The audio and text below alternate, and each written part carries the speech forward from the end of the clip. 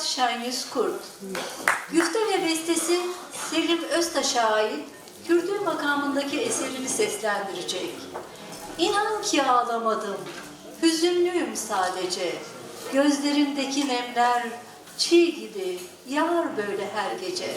Solistimizi alkışlarınızla sahneye davet ediyoruz.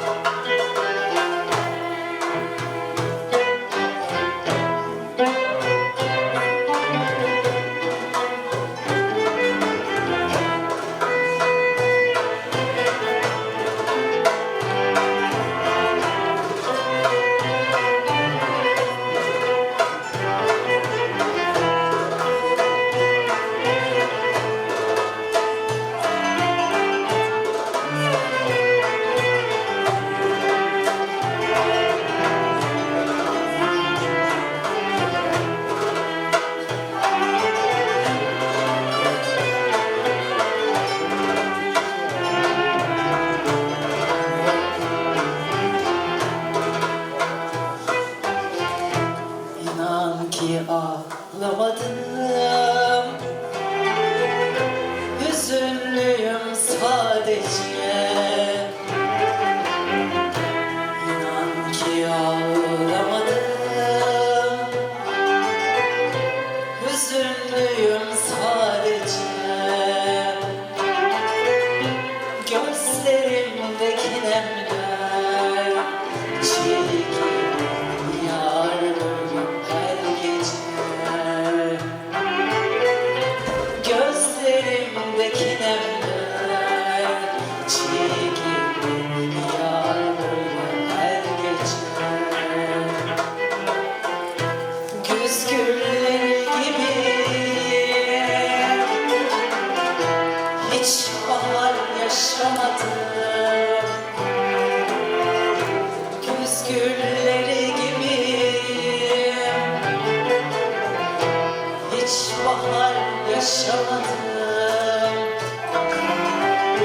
Ya sevmeyi bilmedim yıllarca, ya sevince geç kaldım.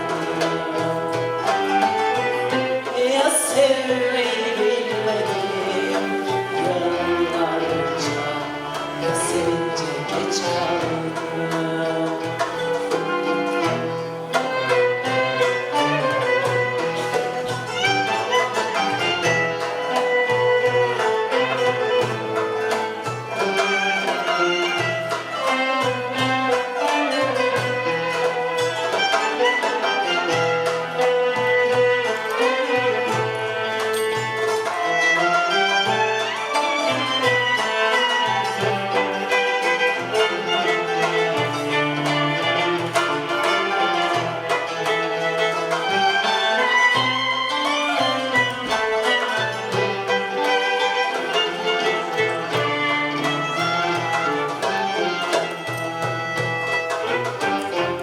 Şimdi delicesine